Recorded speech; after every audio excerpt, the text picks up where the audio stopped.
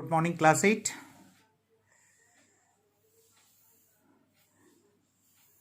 आज आप लोगों का सिविक्स का फर्स्ट चैप्टर का सेकेंड लेक्चर है। तो students, now you are ready, open your book and follow the each lines which I am going to say you and understand its meaning. Now start. Republic. Republic means गणराज्य, गणतंत्र. A republic is a nation which has an elected person at the head of the state with no hereditary rights.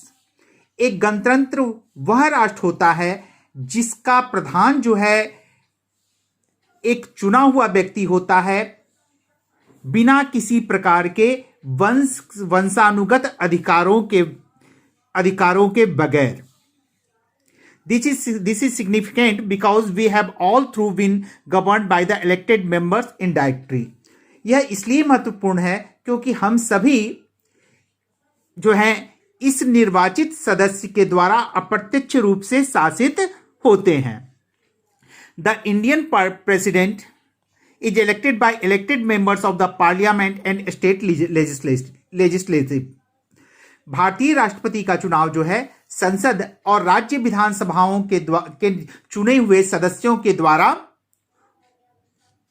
होता है. Sorry, यहां पे मैंने full stop उसको समझा था. A state legislative assemblies for a fixed period of 5 year. भारतीय राष्ट्रपति का चुनाव जो है संसद और राज्य विधानसभाओं के चुने हुए सदस्यों के द्वारा 5 साल के लिए होता है. The USA is also a Republic like India. United states of America, संयुक्त राज्य अमेरिका भी भारत की तरह ही एक रिपब्लिक कंट्री है, गणतंत्र राज्य है. नेक्स्ट हम लोग जस्टिस मीन्स न्याय. Justice is the quality of treating everybody at par without any privilege or prejudice. न्याय क्या है? न्याय वो एक गुण है जो क्या करता है, हर एक व्यक्तियों को बिना किसी प्रकार के विशेषाधिकार या पक्षपात के उसके साथ व्यवहार करता है. It ensures equal opportunities for everyone and give justice to every man what is his due. यह सुनिश्चित करता है, यह इस बात की गारंटी देता है, सुनिश्चित करता है कि हर आदमी को जो है बिना किसी भेदभाव के उसको न्याय मिले. नेक्स्ट टर्म है लिबर्टी, मीन्स आजादी, स्वतंत्रता जो हम लोग कहते हैं. The term liberty means freedom. Liberty का मतलब क्या होता है? फ्रीडम. स्वतंत्रता की मतलब आजादी. लिबर्टी का मतलब होता है आजादी. कैसी आजादी? फ्रीडम ऑफ थॉट्स, सोचने की आजादी, विचार करने की आजादी. एक्सप्रेशन, फ्रीडम ऑफ एक्सप्रेशन, अपनी भावनाओं को अभिव्यक्त करने की आजादी.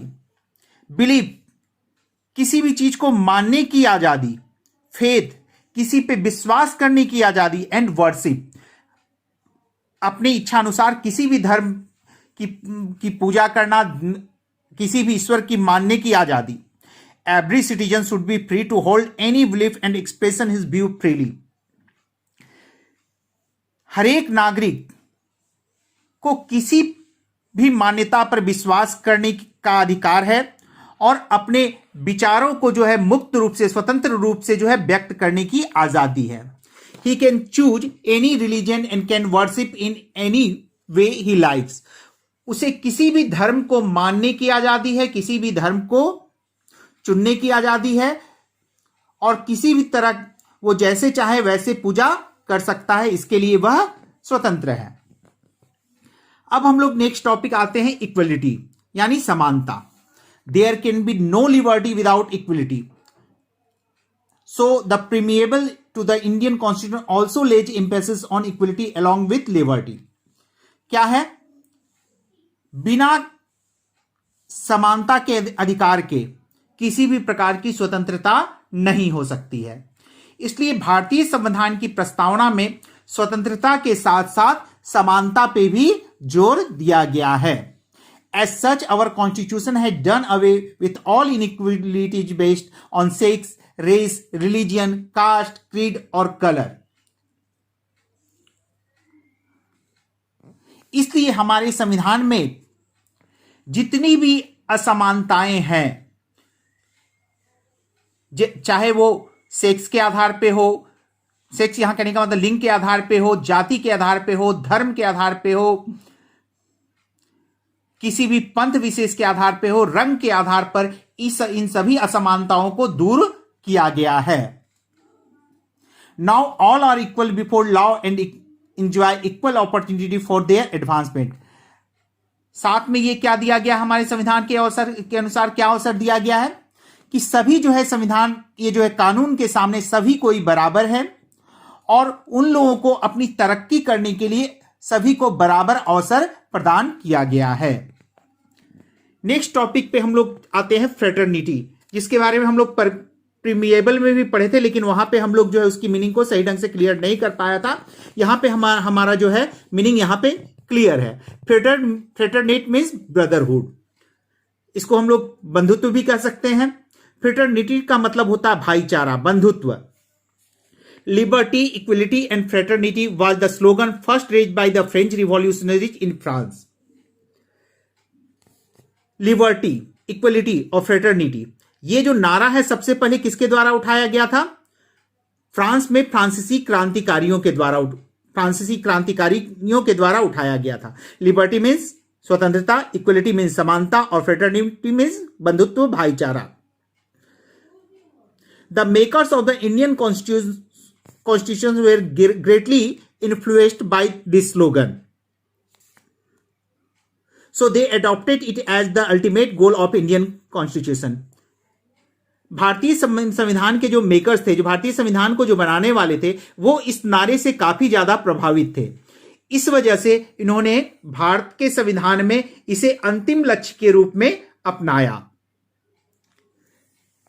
नेक्स्ट टॉपिक अब हम लोग आएंगे सेकुलरिज्म, यानी धर्मनिरपेक्षता. Secularism implies equal regard for the religious sentiments of all people. धर्मनिरपेक्षता का अर्थ क्या होता है? तो धर्मनिरपेक्षता का अर्थ होता है सभी लोगों की धार्मिक भावनाओं को जो है समान रूप से सम्मान देना.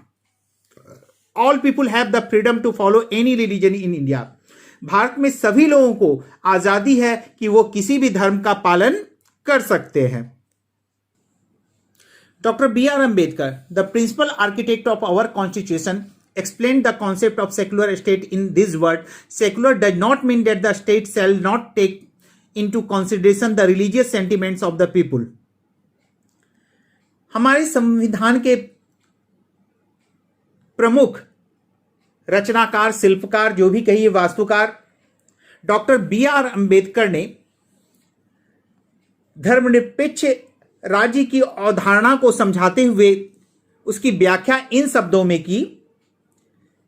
धर्मनिरपेक्षता का मतलब यह नहीं है कि राज्य लोगों को की धार्मिक भावनाओं को ध्यान में नहीं रखेगा, बल्कि धर्मनिरपेक्ष का मतलब है संसद लोगों पर कोई विशेष भरोसा करने के लिए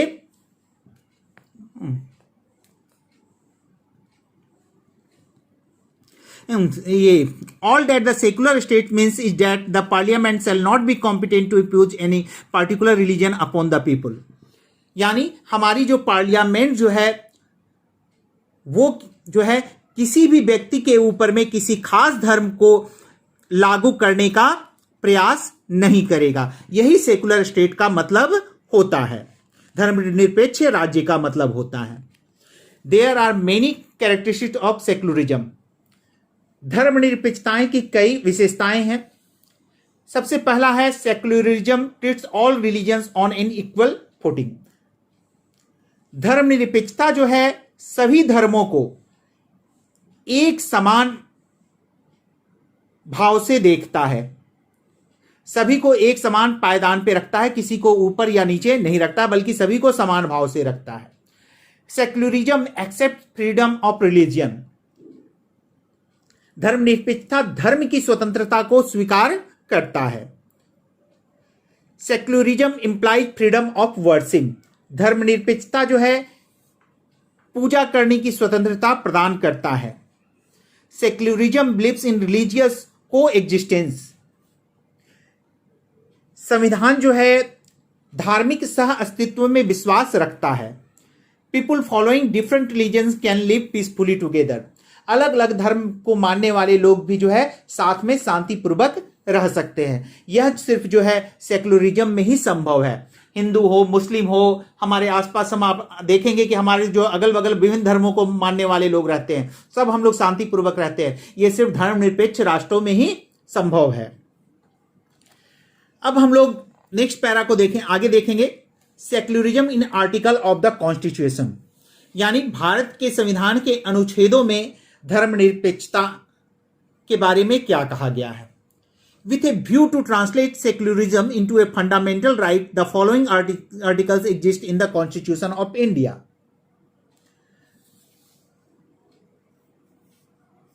सेक्युलरिज्म के विचारों को महत्व देने के लिए भारत के संविधान के निम्नलिखित आर्टिकल्स में इसे मौलिक अधिकारों में शामिल किया गया है। सबसे पहले हम लोग बात करते हैं आर्टिकल 15 अनुच्छेद 15 के बारे में। The state does not discriminate against any citizen on grounds of any religion. इसमें क्या कहा गया है कि राज्य किसी भी धर्म के आधार पर किसी नागरिक के साथ भेदभाव नहीं कर सकता है। All citizens have equal access to shops, wells, tanks and public places. Bharat के प्रत्येक नागरिकों को किसी भी दुकान, किसी भी कुएं से का पानी, तालाबों और सार्वजनिक स्थानों पर समान रूप से पहुंचने का अधिकार है। उन्हें किसी भी धर्म के आधार पर आप उसे इन जगहों पे रोक नहीं सकते हैं। नेक्स्ट आर्टिकल है आर्टिकल 25(1) यानी अनुच्छेद 25(1). All citizens are equally free to follow any religion of their choice. Bharat के सभी नागरिकों को अपनी पसंद से किसी भी धर्म का पालन करने के लिए समान रूप से स्वतंत्रता प्राप्त है। वो किसी भी धर्म का जो है सो अनुसरण कर सकते हैं। आर्टिकल 27 अनुच्छेद 27। No person can be compelled to pay any tax for the promotion of any religion. इसमें कहा गया है कि किसी भी व्यक्ति को किसी भी धर्म के प्रचार के लिए आप जबरदस्ती उससे टैक्स नहीं ले सकते हैं। आर्टिकल 28(1) अनुच्छेद 28(1). No religious instruction can be provided in any educational institution wholly maintained out of state fund. राज्य सरकार के अनुदान से चलने वाले किसी भी शैक्षणिक संस्थान में किसी धार्मिक निर्देश को जो है वहां नहीं दिया जा सकता है। किसी भी प्रकार का धार्मिक जो है इंस्ट्रक्शन नहीं दिया जा सकता है। आर्टिकल 29(1) अनुच्छेद 29(1). No citizen can be denied admission to any educational institution maintain by the state और receiving aid of the state funds on grounds of religions only. किसी भी नागरिक को राज्य के द्वारा बनाए किसी भी शैक्षणिक संस्थान में उसे प्रवेश से जो है उसे एडमिशन लेने से रोका नहीं जा सकता है, जिसका प्रबंध जो है राज्य के द्वारा या राज्य के प्राप्त अनुदान के द्वारा जो है होता है। Article 30। It prohibits the establishment of educational institution by religious and linguistic minorities based on religion or language। यह धर्म या भाषा के आधार पर धार्मिक और भाषाई अल्पसंख्यकों द्वारा शैक्षणिक संस्थानों की स्थापना पर प्रतिबंध लगाता है। यह मना करता है कि कोई भी जो है शैक्षणिक संस्थान जो है किसी धार्मिक या भाषाई आधार पर अल्पसंख्यक के आधार पर जो है उसकी स्थापना की जाए। It also prohibits any discrimination in grant aid to any educational institute run by religious minority. यह धार्मिक अल्पसंख्यक द्वारा संचालित किसी भी शैक्षणिक संस्थानों को अनुदान सहायता में किसी भी तरह का जो है भेदभाव करने पर जो है रोक लगाता है, उसमें अनुदान देने के भेदभाव पर जो है रोक लगाता है। तो स्टूडेंट्स, आज के लिए हम लोग इसको यहाँ पे फिनिश करते हैं। कल की क्लास में हम लोग जो है laws, definition and need for them, कानून की परिभाषा और इसकी क्या ज़रूरतें हैं उसके बारे में हम लोग पढ़ेंगे। तो आप लोग जो है आज एंजॉय करें। और आज अंतर्राष्ट्रीय योग दिवस है। इस अवसर पे आप लोग जो है एक अपना वीडियो या फोटो बना करके आप जो है व्हाट्सएप नंबर पर भेजेंगे। उन फोटोज को जो है हम लोग अपने स्कूल के पेज पर जो है लगाएंगे